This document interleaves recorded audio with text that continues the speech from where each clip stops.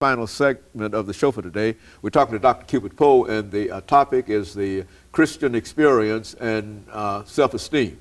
And of course, Dr. Poe, let's continue our conversation earlier in reference to some of the overt. I think you mentioned overt self-esteem and et cetera. Right. Let's do that. Well, I think it was at Duke University Medical Center. They did some research a few years ago, and they found out that there was a difference between genuine faith and faith that was external but wasn't really genuine. If a person's faith affects their choices, their decision-making, their day-to-day life, they found that these people had less depression, less chronic physical illnesses, they reported being happier, they had a healthier self-esteem.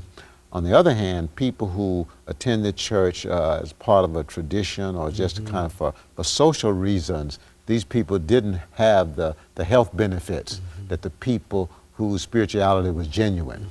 So there is a difference between what I say about my faith in God, okay, and whether or not my faith in God really impacts the decisions that I make. So people need to know that the choices we make in terms of whether those choices are designed to please God, whether those choices represent our efforts to do unto others as we would have them do unto us, or whether our choices represent or an expression of our effort to do unto others as God would have us do unto them, okay? Those choices impact how we feel about ourselves each and every day. As a matter of fact, the best thing that I can do is help another person, because that's really what serving God is about. Serving God is essentially helping other people, not out of a motive of getting something in return, okay, but helping other people primarily as a way of pleasing God, because God commands us to do so.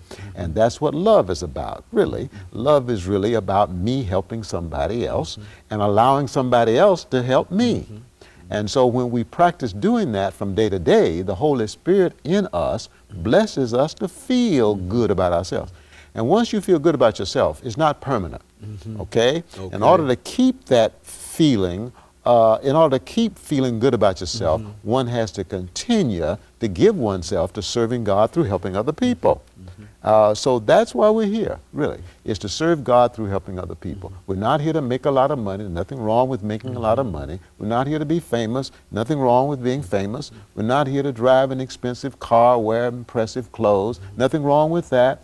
We're not here to acquire a whole lot of formal education. Nothing wrong with that. That's fine. But the important thing is to realize what our purpose for being here is. It is simply to serve God through helping other people. It begins at home. And that's such a simple message, though, Dr. Poe. It seems that it's so easy to say, but it's hard to get across to folks. And I would imagine that it might be a problem that people don't give it an opportunity. You have to have something called faith that it will work out for you. You see, and if you don't have that faith, then I guess it would be easy to fall into depressions. But I think, as you indicated earlier, that it's such a general problem in our society today. As a matter of fact, let's, you know, we had an interview with some of the members from the Galaxy Drug Prevention Program, and they were saying the problems that many of the young people had in our that they have to deal with is that they've simply been turned off. They don't believe in anything, and that nobody really is out there trying to help them. You know, I think that they almost closed this organization down, the Galaxy Drug Prevention Program. They almost closed it down, and so now they contend that the young people who are out there are just aimlessly wandering around, aimlessly committing crime, and et cetera, et cetera. And so I think that that kind of information that you're bringing would be effective in those kinds of situations. But still, we have fewer of those kinds of situations now, since they're closing down many of these drug prevention programs for whatever violation many of the people who are involved in might have made. They simply close that down, and all of the folks that have been helped or assisted by it, they are then back on the streets. And from what I understand, that is the way it is on the streets around Nashville and other places throughout this nation today. Well, you know, I think what you're saying is very, very true. What I encounter is a lot of hostility, a lot of hostility going on in families today. The children are being neglected. Children are often being abused. They're being mentally abused. You got parents cursing children, cursing around children. Parents are so focused on themselves that they don't really have time to give proper attention and guidance to the children. And I think that our school system needs to open itself up to positive spirituality, to allowing persons who can really encourage a student spiritually. And I think that would help to inculcate spiritual values. And I think that would help a whole lot in reducing some of the violence in our schools as well as in our community. Because as you said, not much guidance is going on. Positive guidance is going on in the home. At least that's what I think. And so we need to find a way to get spiritual input to the young people.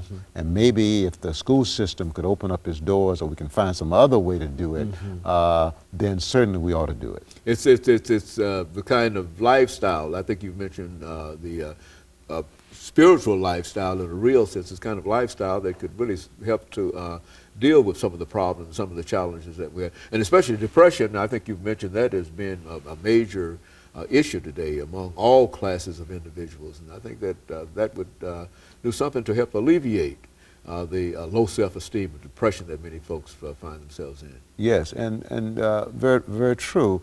So many lifestyles today are self-pleasing, okay?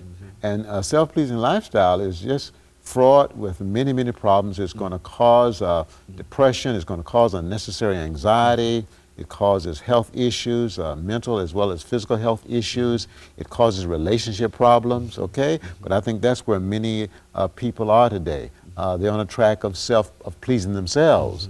And so the peace in life, the joy in life, the fulfillment in life, the true excitement in life, the true fulfillment, the true freedom is a byproduct of living a God-pleasing lifestyle. It's true in this country, it's true in Russia, it's true in Africa, wherever. Because it is a God-pleasing lifestyle, it's universal. Absolutely. I mean, God is one, and He's present in every culture, present in every person, okay? And so He put us here to seek Him, to receive Him, to serve Him through helping others, and as a result of helping others, or serving Him through helping others, we're able to enjoy Him. We're able to enjoy God and enjoy the blessings He's bestowed upon us. Well, now, Dr. Poe, over the last couple of minutes, do you think that there's any kind of institutional kind of thing that we could do to bring more spirituality into, see, spirituality might seem to be the responsibility of the church, but I think you've indicated that perhaps it might be the responsibility of the school. Is there anything that we could do to make other segments of society aware of the importance of the spirit? Well, I mean, the research is out there that there's a relationship between positive spirituality, between religious involvement in health, both mental and physical health. The research is out there. And so I think perhaps what we need to do is to go to the city fathers and present this research to them, or to the Board of Education, and maybe they would open up the doors of the school for instruction in positive spirituality to come in. And that would, I think, have a significant positive impact on attitudes and behaviors of our young people. And that wouldn't be considered teaching religion.